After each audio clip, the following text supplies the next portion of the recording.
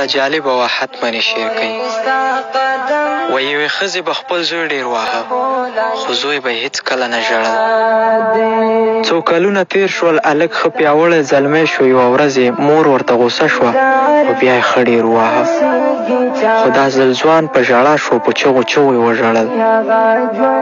له ځوان څخه چا پوښتنه وکړه چې تا خو په ماشومتوب کې د مور په وهلو نه ژړل، اوس چې زلمی شو نو په ځوانۍ کې دې ولې دومره ډېر وژړل؟ پوهېږئ ځوان څه جواب ورکړ؟ ځوان ورته وویل په دې مې ونه ژړل چې د مور په وهلو ودردېدم، بلکې په دې مې وژړل چې زما مورجانه اوس ډېره کمزورې شوې ده.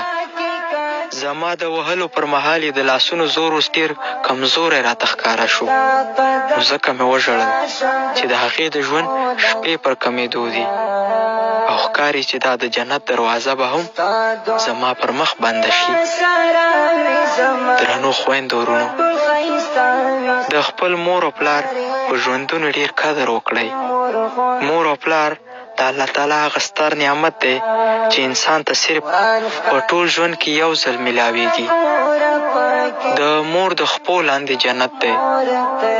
که مور زوی ته په سترګو کې ژاړي، خو پلار ورته په زړه کې ژاړي.